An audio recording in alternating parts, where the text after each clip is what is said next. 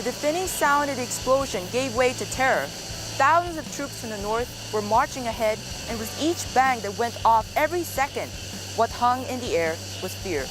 From men to women, from elders to little children.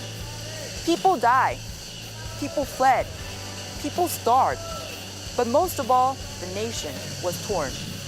On the 27th of July in 1953, the Armistice Agreement was signed between North and South Korea with DMZ, demilitarized zone created within 2 kilometers of the truce line to prevent direct collision.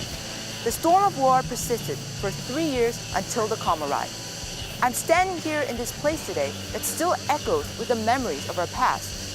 The blood and sweat of soldiers as they fought the wars, the cries of people as they parted from their loved ones. As a Gyeonggi-do tourism ambassador, I've come today to introduce to you about DMZ. So come along with me on this journey together. Now, before starting this trip, I'd like to tell you a few important tips that you shouldn't miss when preparing to go into DMZ. You should bring your identification card or your passport when going to places here, so make sure to carry them around. Now, I got my one with me, so the trip will, as planned, kick off from now on.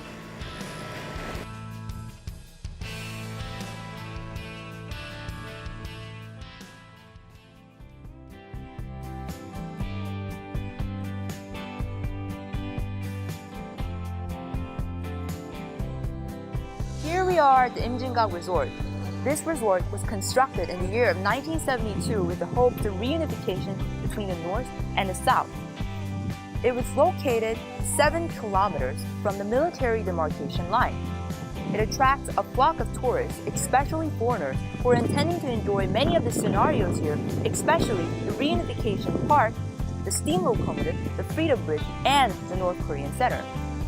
We will begin to explore 2 of these sites here, which are the Freedom Bridge and the steam locomotive. So let's go explore them.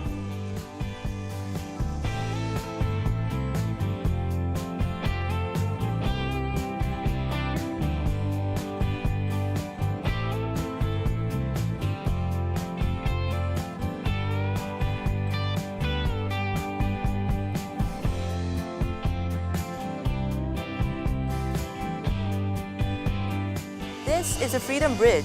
The captive soldiers who were held back in the north attained their freedom by crossing this bridge. This bridge had given many soldiers a chance to reunite with their families from the south. Now, if you close your eyes like this, maybe we can feel the joy and relief the soldiers felt that day when they met their loved ones.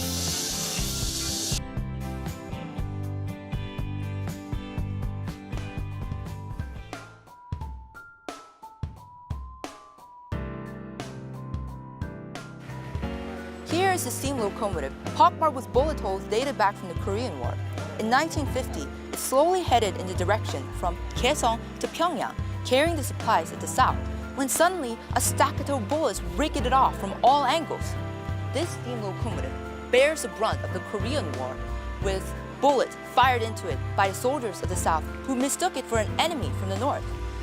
Now, it is slowly being on its way to being preserved here in Imjingang. So maybe, if it's ever fixed or reconstructed again, we could get inside it and embark on an exhilarating adventure together. Now let us explore the 3rd tunnel. It is one of the 4 tunnels that was discovered in the year of 1978. It spans over 1,635 meters in length, 2 meters in height, and 2 meters in width. It can be assumed from the accounts of the Korean War that the 30,000 soldiers of the North could get into the tunnel per hour. Now let us travel back in time and envision the soldiers sneaking into the tunnel. Possibly, they were here to mine coals as they had claimed. However, the whole tunnel that was structured did not indicate signs of coal ever being in the area. Rather, it was a cunning scheme from the North to spy on the South and initiate a surprise attack. Can you hear the whispers of the soldiers who have by now already come up with an idea for the next undercover attack? I think I can.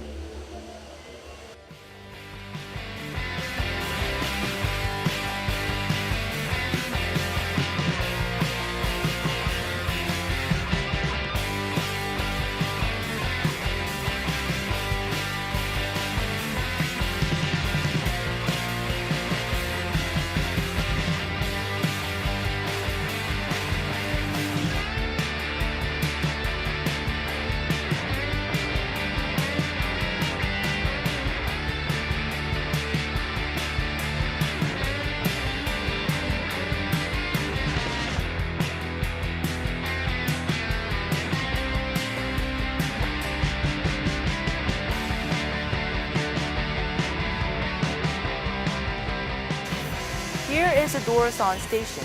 It is a railway station on the Gyeonggi Line.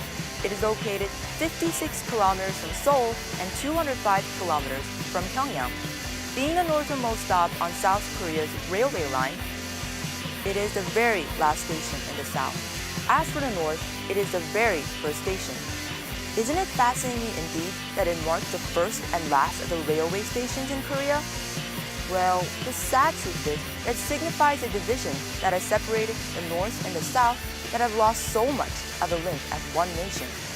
However, the good news is that when the day of reunification arrives, it will open up the chances for the north and the south to become together and would one day connect Eurasia. So we wait for the day to come when reunification will open up the full completion of the Gyeonggi Line that will one day connect us all together as one nation.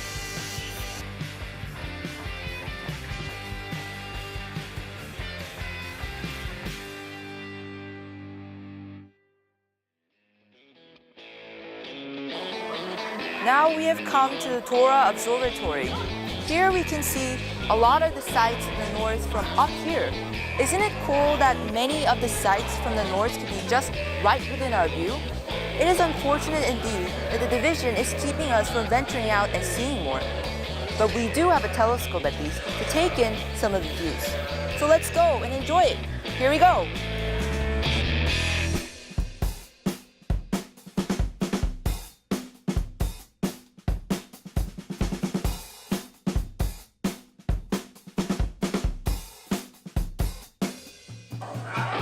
Wow, I just saw the statue of Kim Il-sung and Kaesong Industrial Complex. The complex used to be a part of a collaboration industrial unit between the North and South until it eventually shut down. Isn't it fascinating indeed that we could just see all of these views that's beyond the world that we've ever seen before? Here is the Dora Observatory.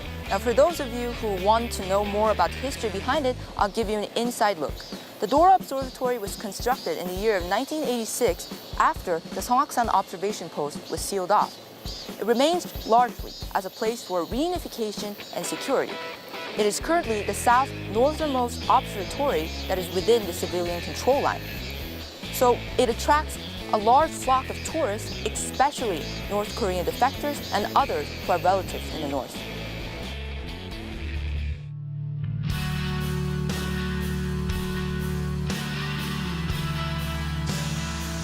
From all these amazing places that we've seen so far, DMZ has come to show us into the past moments of history.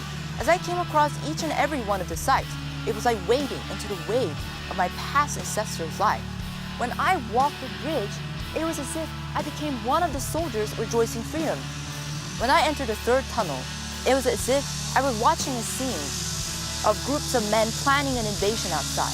And on the observatory, it was a breathtaking moment for me to glimpse of the world beyond me that I've never known until now. I felt the pain that still existed within our community from the unresolved truth. And I also felt that the connections that we shared with our ancestors and our family were missing and that they were on the verge of resurfacing. So for those of you who are intending to visit DMZ, make sure that we all bring our hands together to bring back the memories of our loved ones that have long been lost in the north. I recommend you all to DMZ, a place to remember the blood and sweat soldiers who have sacrificed for our nation, and the love of our mother and father who have been with us through thick and thin.